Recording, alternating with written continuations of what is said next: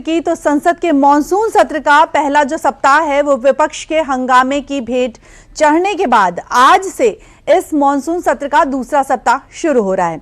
ऐसे में आज दोनों ही सदनों में कई अहम विधेयक भी सूचीबद्ध हैं। लोकसभा में आज जहां केंद्रीय मंत्री doctor Jitendra Singh public examination संशोधन विधेयक को पेश करने की अनुमति का प्रस्ताव रखेंगे, तो वहीं राज्यसभा में आज गौरव अपमान निवारण संशोधन विधेयक 2026 चर्चा के लिए सूचीबद्ध है। लेकिन सत्र के दूसरे सप्ताह के पहले दिन भी विपक्ष के हंगामे के आसार जो हैं वो नजर आ रहे हैं।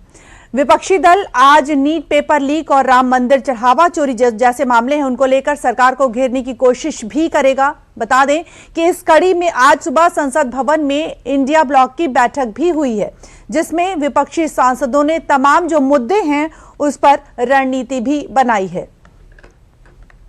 यानी एक तरफ जहां तमाम मुद्दों को लेकर विपक्ष सरकार को घेरने की तैयारी में है, तो वहीं दूसरी तरफ सरकार का फोकस सार्थक बहस और कुछ अहम विधेयकों को पेश करने पर होगा। सरकार का क्या कुछ एजेंडा रहने वाला है और किन विधेयकों पर जोर देना चाहेगी सरकार, पहले हम ये आपको बता देते हैं कि मॉनसून सत्र और किस विधेयक पर सरकार का जो समाधान है, ध्यान है वो होगा। केंद्र सरकार आज सबसे पहले लोकसभा में पेपर लीक से जुड़ा जो विधेयक है वो पेश करेगी और इसके अलावा महिला आरक्षण और परिसीमन विधेयक भी पेश किया जाएगा। विदेशी अंशदान संशोधन विधेयक भी पेश किया जाएगा। आयकर संशोधन विधेयक पेश किया जाएगा और इसके साथ ही राष्ट्रीय सम्मान अपमान निवारण संशोधन के विधेयक जो है वो भी पेश किए जाएंगे। जन्म और मृत्यु पंजीकरण संशोधन विधेयक पेश किया जाएगा और इसके साथ ही सूक्ष्म लघु और मध्यम उद्यम विकास की बात करें तो इसका भी संशोधन विधेयक पारित करने पर सरकार का पूरा जोर होगा। तो ये थे कुछ विधेयक जो आज सरकार पेश कर सकती है और इन सब विधेयकों के बीच आज पेश होने वाला पब्लिक एग्जामिनेशन संशोधन बिल काफी ज्यादा महत्वपूर्ण है, जिसका जो उद्देश्य है वो परीक्षाओं की पारदर्शिता, निष्पक्षता और विश्वसनीयता को मजबूत करना है।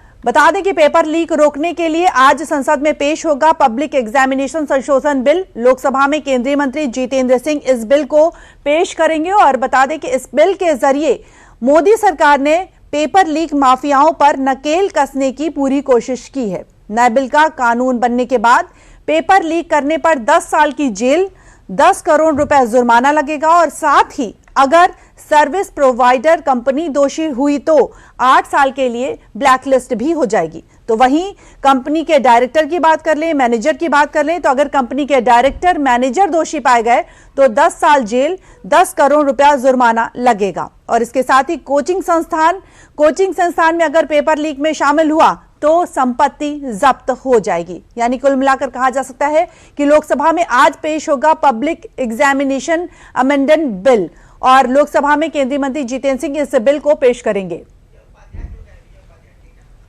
और अधिक जानकारी ले लेते हैं, हमारे साथ जुड़े हैं वरिष्ठ पत्रकार विजय उपाध्याय जी। विजय जी, स्वागत है आपका। विजय, बताएं कि मॉनसून सत्र का आज दूसरा सप्ताह आज से शुरू हो रहा है और ऐसे में एक तरफ सरकार कई अहम जो विधेयक उसको पेश करने की तैयारी में है, तो विपक्ष की बात करें तो वो कुछ मुद्दों पर सरकार को घेरने की रणनीति बना रहा है। तो ऐसे में क्या कहा जा सकता है कि आज जो सदन है उसकी सार्थक चर्चा हो पाएगी?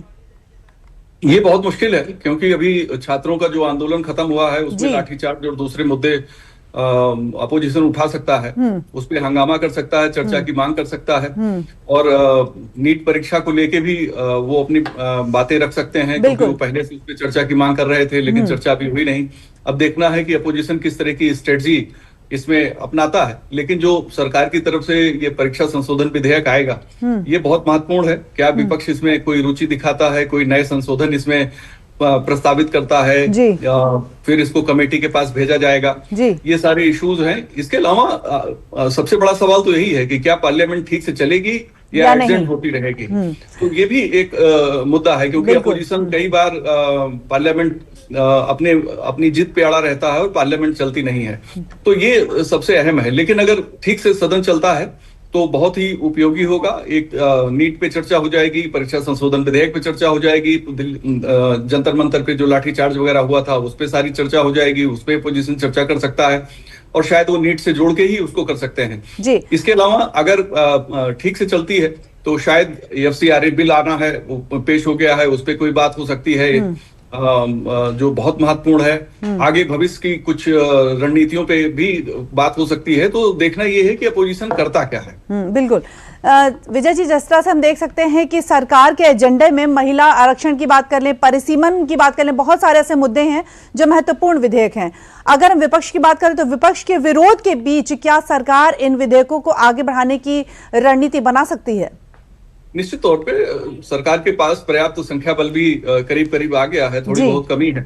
तो सरकार के एजेंडे में कई बड़ी योजनाएं हैं, जिसमें सबसे विधेयक हैं, सबसे ज्यादा तो एफसीआरए है। और जिस परिसीमन की आप बात कर रही थी उसको मैंने जानबूझ के छोड़ दिया था कि डिलिमिटेशन अगर होता है तो तस्वीर ही बदल जाएगी भारतीय राजनीति की। और इस पे करीब करीब दक्षिण भारत के राज्य भी सहमत हैं कि 50% सभी की सीटें बढ़ेंगी, चाहे वो उत्तर प्रदेश हो, चाहे वो तमिलनाडु और तेलंगाना हो। तो इसमें कोई पॉपुलेशन की बात ही नहीं है। तो पॉपुलेशन लेकिन इसके लिए संविधान संशोधन करना पड़ेगा, क्योंकि अभी तक जो परिसीमन होता है वो पॉपुलेशन के आधार पे होता है। और अगर संशोधन होता है तो ये सीधे 50% सभी राज्यों में सीटें बढ़ जाएंगी। तो ये एक महत्वपूर्ण बात है। लेकिन उपयोगी चर्चाएं होंगी या एलओपी हमारे जो हैं leader of opposition Rahul Gandhi ji वो जीत पे अड़ जाते हैं। देखना अखिलेश यादव जी जो तीसरी सबसे बड़ी पार्टी है लोकसभा में, उनकी क्या भूमिका है, वो किस तरीके से चीजों को आगे लेके चलते हैं। तो आज बहुत महत्वपूर्ण है इसलिए कि जंतर मंतर का जो धरना था वो खत्म हो चुका है और एक सहमति बन गई है। तो एक शांति है, सड़क पे शांति है। तो संसद कितना बोलेगी ये देखना है। बिल्कुल विजय जी, जैसे कि दंड के प्रावधान की बात चल रही है, तो बात चाहे पेपर लीक की हो या फिर अव्यवस्था की बात कर लें, तो क्या केवल दंड ही एक समस्या का समाधान है या परीक्षा प्रणाली में व्यापक जो संरचनात्मक सुधार हैं वो भी आवश्यक हैं?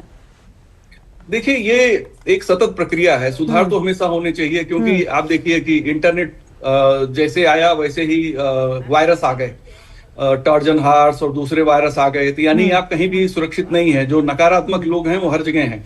अगर परीक्षा में पेपर सेट करने वाले, जैसे उत्तराखंड में हुआ, जिस प्रोफेसर ने पेपर सेट किया उसी ने लीक कर दिया। बिल्कुल। इसमें भी जिसने ट्रांसलेट किया नीट पेपर उसने लीक कर दिया। तो ये एक जहां भी मनुष्यों का हस्तक्षेप है, तो मनुष्य सब एक जैसे नहीं होते हैं।